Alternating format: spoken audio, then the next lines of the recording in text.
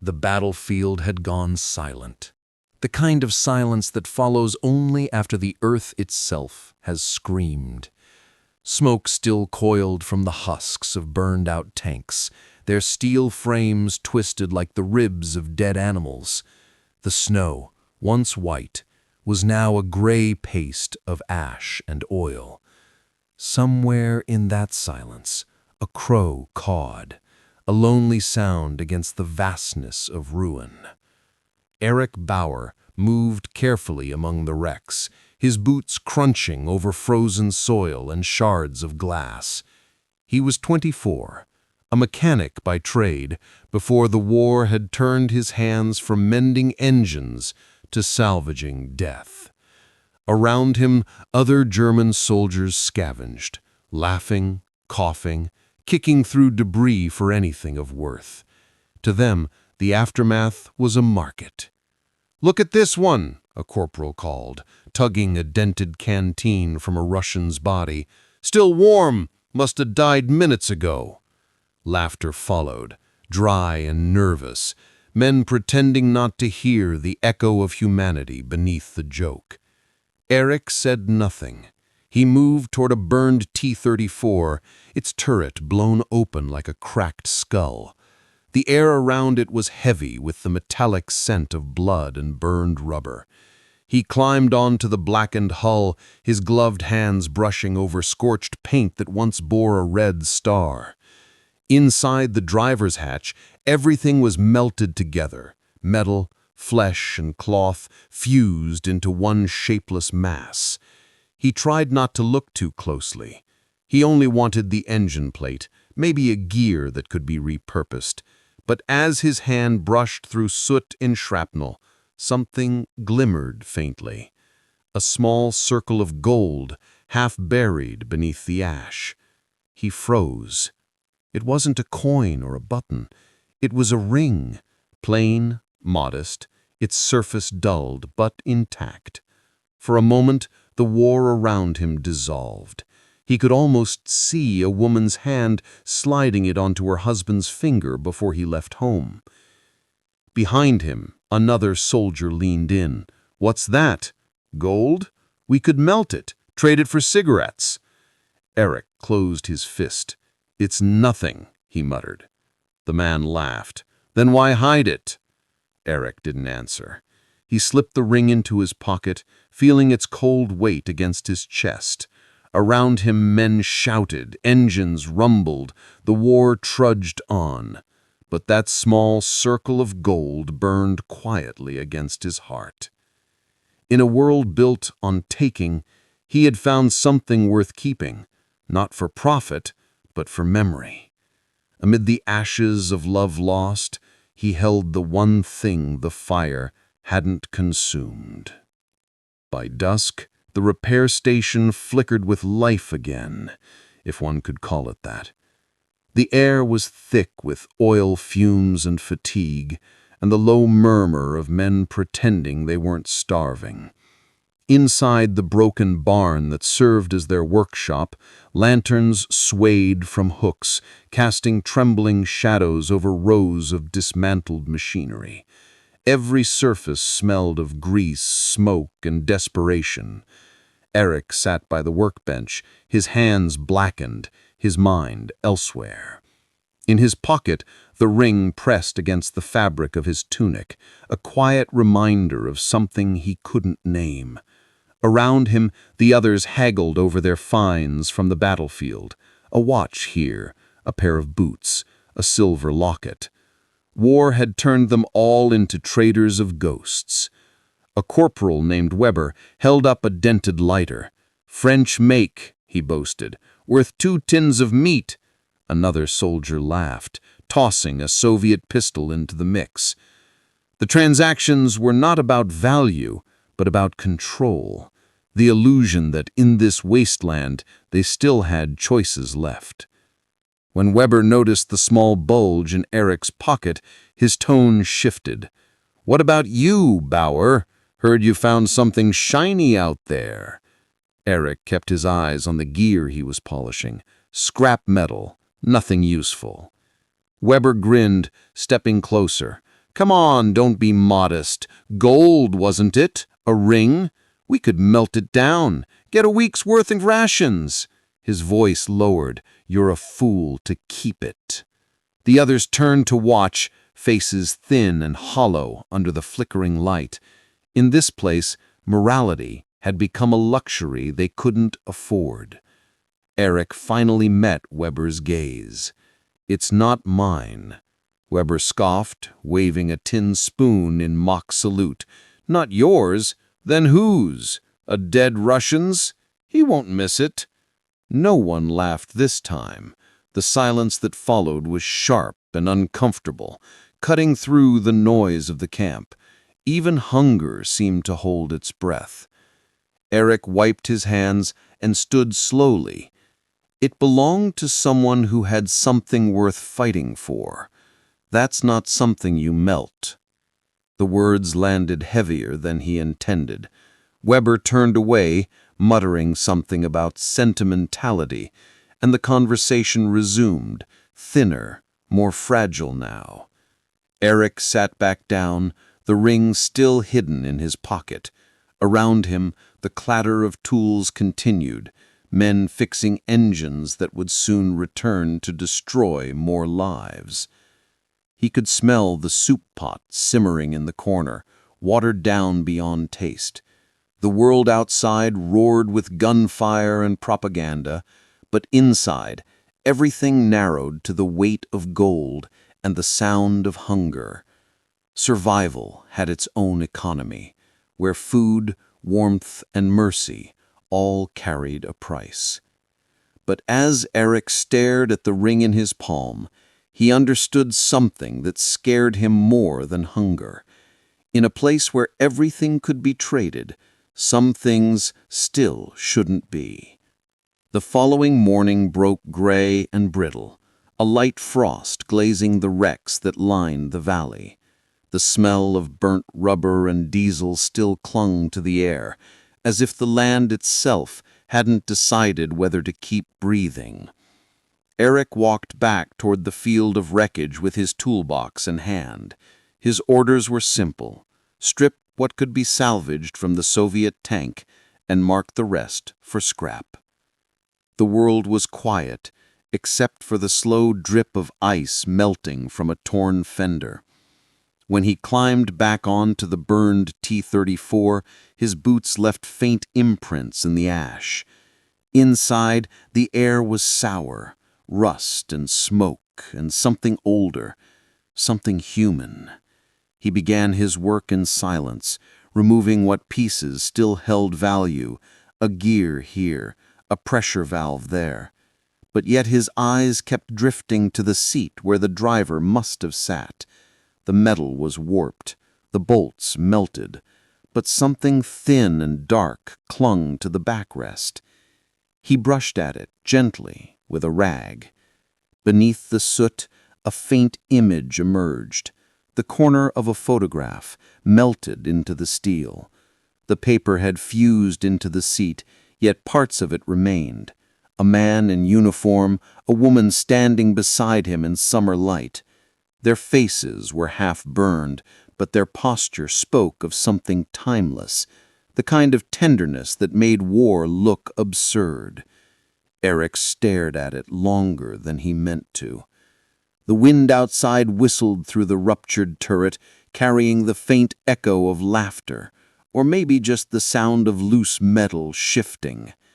He imagined them, the Russian tanker and the woman, saying goodbye by a riverbank somewhere, promising to write, to come back, to grow old. He could almost hear her say, "Don't forget to wear it." He reached into his pocket and pulled out the ring. The gold caught the pale sunlight for a brief second, a fragile glow against all this blackness. That night, back at camp, Erich sat by a dim lantern and turned the ring in his fingers. The inside bore faint scratches, something engraved, nearly erased by the fire.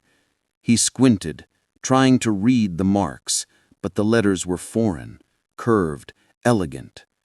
Cyrillic. He whispered them under his breath, trying to sound them out, though he didn't understand. The sound felt heavy in his mouth, like a prayer spoken in another man's church. The others were asleep, or pretending to be. Outside, the wind carried distant artillery, a dull, rhythmic heartbeat of war. Erich slipped the ring back into his pocket and looked toward the door, where the cold seeped in like a warning. He didn't know the man's name. He didn't know the woman's face, but for the first time, the word enemy began to feel smaller than he'd been taught to believe. A pale sun rose over the tree line, its light diffused by smoke that had become a permanent part of the horizon.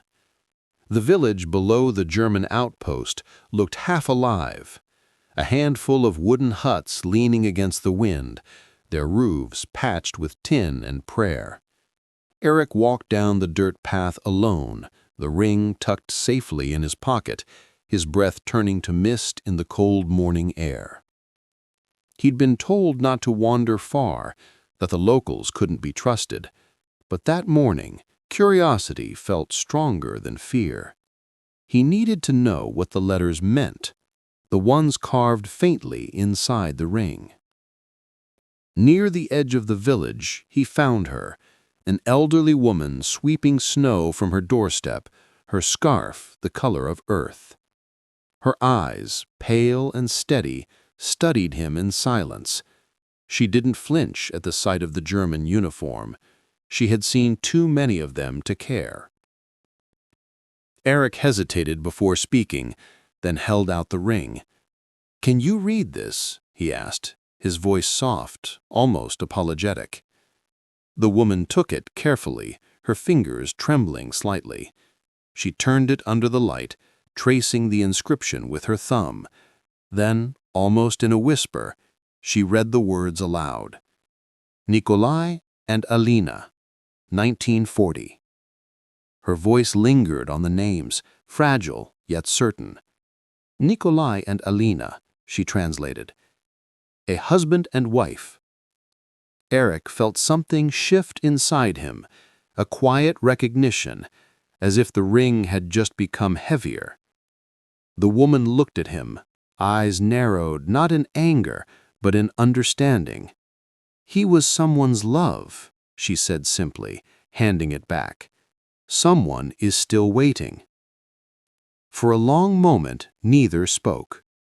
Around them, the world remained indifferent. A dog barked in the distance. A door creaked. Snow began to fall again. When Erich finally nodded his thanks, she reached out and caught his wrist.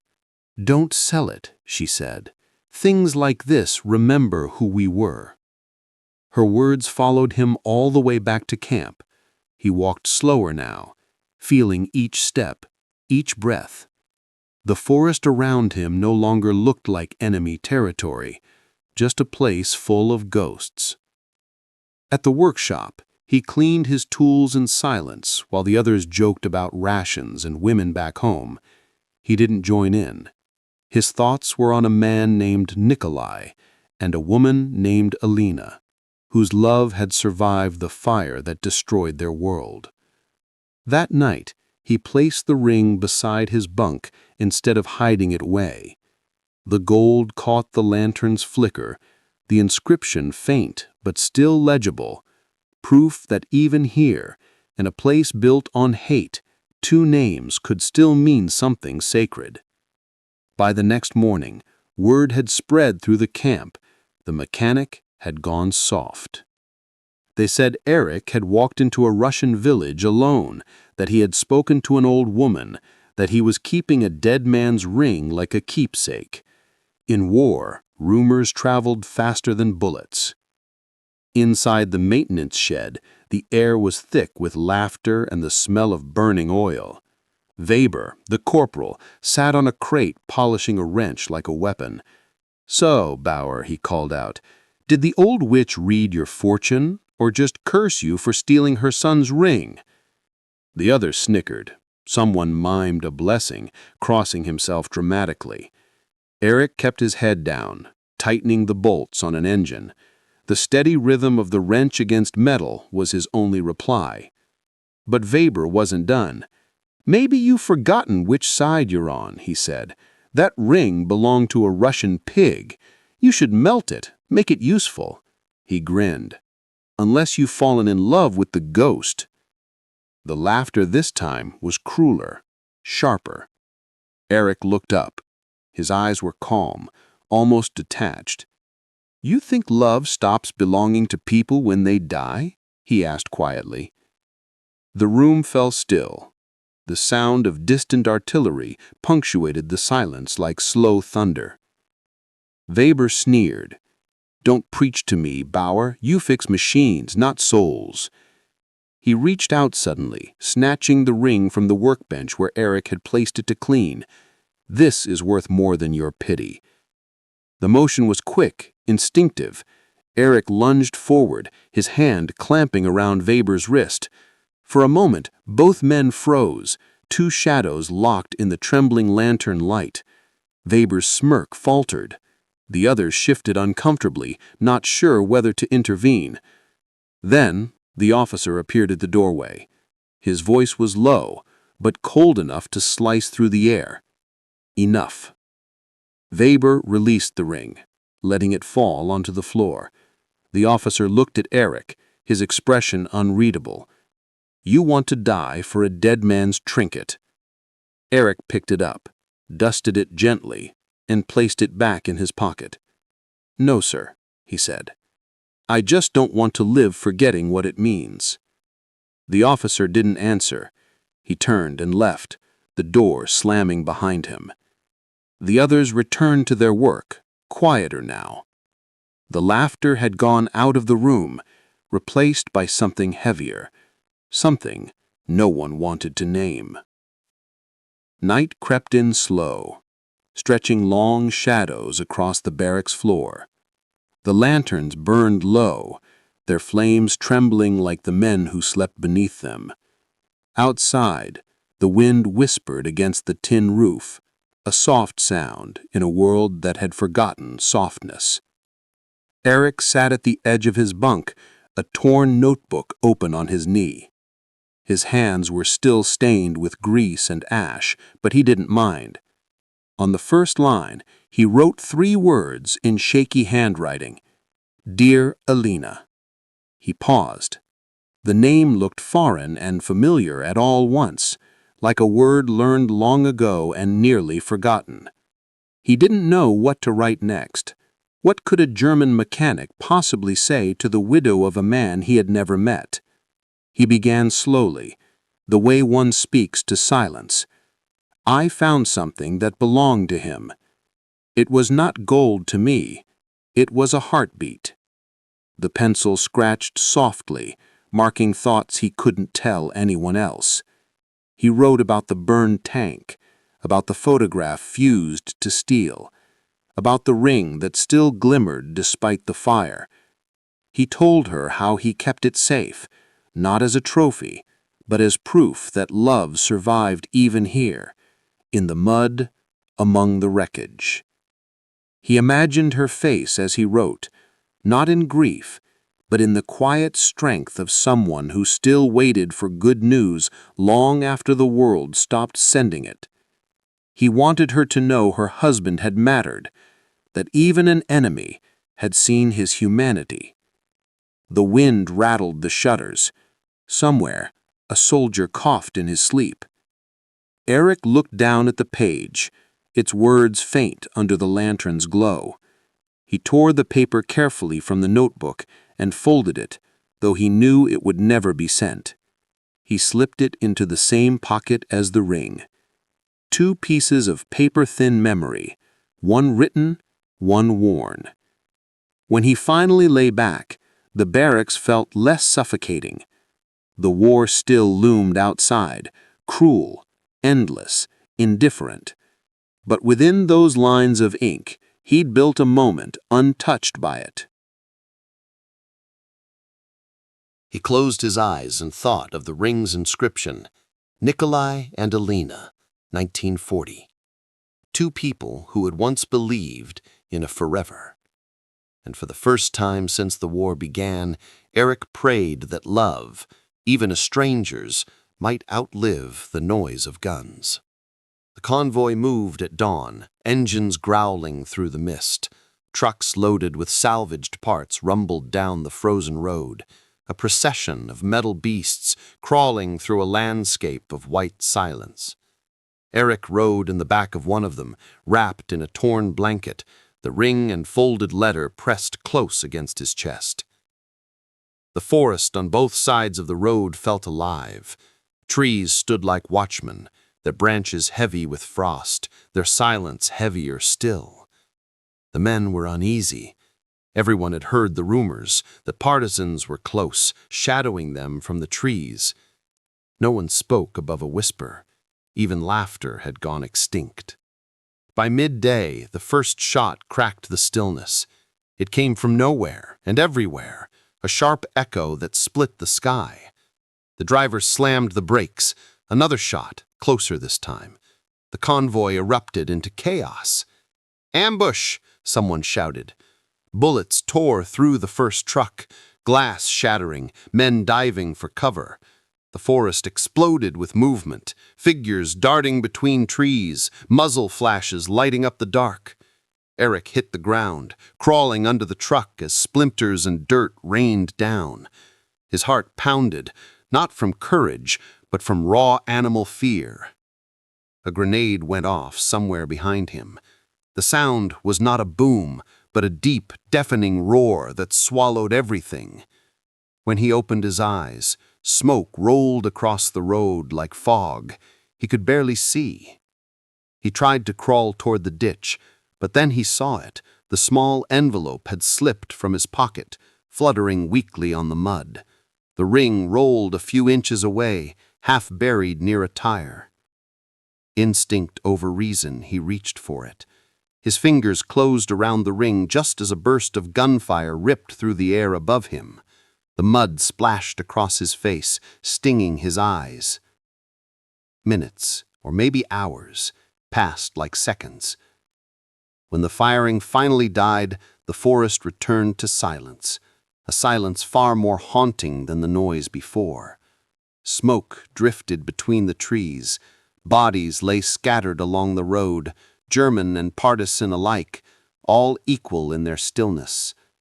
Erich sat up slowly, his hands trembling, blood seeping from a shallow wound on his arm.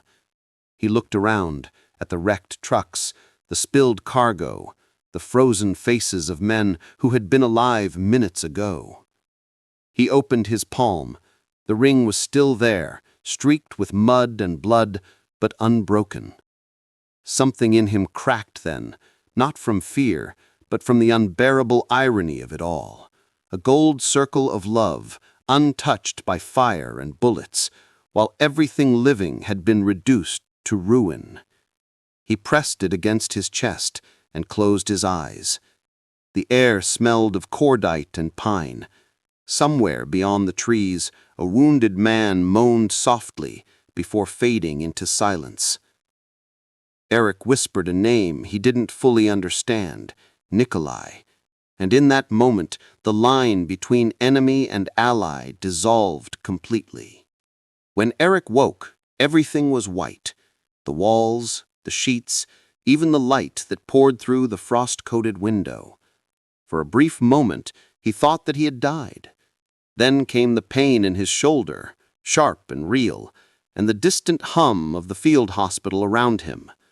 Rows of wounded men lay in makeshift beds, coughing, muttering, dreaming of food or home. The air smelled of iodine and winter. Nurses moved like ghosts between the cots, their faces prawn but gentle. Erich turned his head and saw his uniform folded neatly on a chair. On top of it rested the small bundle the medic had found in his pocket. The ring, still wrapped in its cloth, stained with his blood. He reached for it weakly, holding it in his palm. Somehow, even after the ambush, it had endured.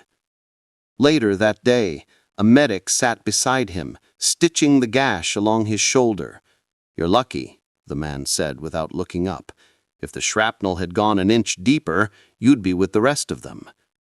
Erich gave a faint nod. "Do you know if there are still villages nearby, Russian ones?" The medic frowned. "Plenty, though most are burned. Why?" Erich hesitated, then opened his hand. The gold gleamed softly against his pale skin. "I want to send this back, to whoever it belonged to." The medic let out a low laugh.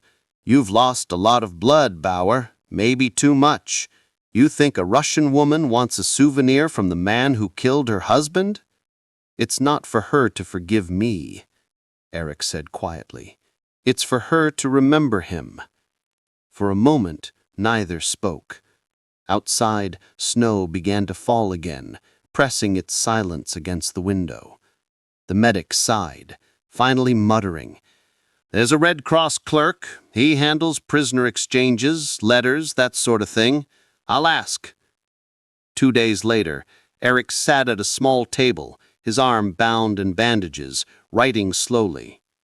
He didn't sign the note, only wrote in plain words where the ring had been found and that it belonged to Nikolai. He wrapped the letter around the ring, tying it with a piece of medical gauze. When he handed it to the clerk, the man squinted at the German handwriting. "No return address?" Erich shook his head. "It doesn't need one." That night, as the lights dimmed, he felt a quiet peace settle over him, the kind that comes not from victory, but from keeping a promise no one had asked him to make. Beyond the walls, the guns still thundered. But somewhere, he hoped a letter was already crossing the snow toward the woman whose name he had learned to say with reverence, Alina. Weeks later, in a small village outside Smolensk, a postwoman trudged through the snow, her breath rising like smoke in the frozen air. The war had stripped the village bare. No men, only widows and old women tending to what little remained. When she reached a wooden house on the edge of the fields, she paused. The letter in her hand had no sender, no army seal, only a few Cyrillic words, shaky but careful. For Alina Morozova. Inside, Alina was mending a torn coat by the stove when the knock came. She looked up, startled. The postwoman offered the envelope without a word. Alina stared at it as if it might vanish. The handwriting was unfamiliar, deliberate, foreign. Her hands trembled as she opened it. Out slipped a ring wrapped in gauze and a note written in hesitant Russian. Found near Prakhorova. It belonged to Nikolai Morozov. He fought bravely. I am sorry. A German mechanic. For a long time, Alina said nothing. The fire cracked softly behind her, the sound like distant gunfire fading into memory. She pressed the ring to her chest and wept, not from hatred, but from something quieter, harder to name. In that moment, the war outside her door fell away. There was only this, a letter from the other side, sent not by a soldier, but by a man who had chosen decency in a place where decency was supposed to die. That night, Alina placed the ring by a framed photograph of Nikolai, taken before the war.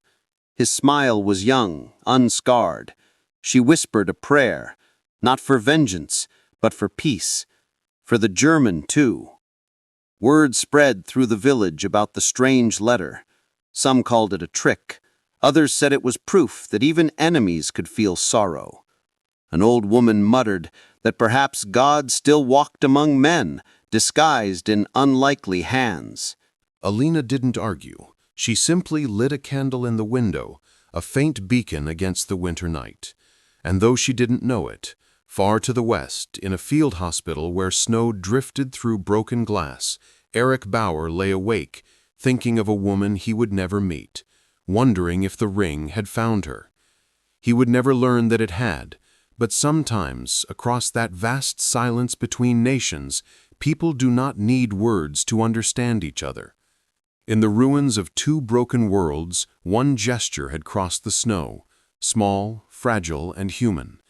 And for a fleeting moment, it was enough to remind both sides that beneath the ash in the uniform, something gentle had survived. The years rolled by like tired trains disappearing into fog. The war that once swallowed whole nations had become a story in schoolbooks, a black-and-white photograph on memorial walls. And somewhere in a small German town, an old man named Erich Bauer still rose before dawn, unlocking the doors to a modest car garage. The smell of oil, the hum of engines, these were the only sounds that still felt alive to him. His hands had grown slower, the veins pronounced like roots beneath the skin, but they still knew how to listen. To the pulse of a motor, to the tremor of metal longing to move again. Beneath the light of a single bulb, he often paused at the far end of his workbench, where a tiny velvet pouch lay hidden behind rusted tools. Inside it rested a ring, not the original one he'd found in the ashes of Prokhorovka, but a replica he had forged himself. The gold shone faintly, engraved in quiet memory. Nikolai and Alina, 1940. He'd made it years after the war ended, when his hands were steadier and his guilt heavier. It wasn't about the object, it was about remembrance, a symbol of what survived when everything else had burned. Sometimes, when rain tapped against the tin roof of the garage, Erich would sit on a wooden stool and stare at the ring as though listening to something far away. The world outside had grown noisy again. New wars, new borders, new uniforms. But inside this room, there was only the rhythm of rain, the smell of iron, and the memory of a gesture that had once crossed the snow. He spoke rarely now, but when he did, his apprentices would hear fragments of thought that seemed half confession, half prayer. In war, he once murmured, we burned everything except the proof that love existed. They didn't understand what he meant, but they noticed how gently he handled every machine, as if each engine held a soul. On his final evening at the garage, the sky broke into a slow drizzle. Erich closed the shutters, turned off the lights, and sat in the dim glow of the rain-soaked window. The ring lay before him on the table, catching a sliver of moonlight. He smiled faintly, not with pride, but with peace. Outside, the rain deepened, washing the dust from the streets. The sound grew soft, almost musical, like forgiveness itself. And as the screen faded from the glint of gold to the steady rhythm of rain, the war that once defined him seemed to dissolve into something smaller, something human. No medals, no victory, only a man who once found love in the ashes and chose to keep it alive. The world would forget his name, as it forgets most men who lived quietly. But somewhere, in the shimmer of metal beneath the light, in the echo of rain on tin roofs, the truth endured, that even amid fire, a fragment of love can survive. And sometimes, that is enough.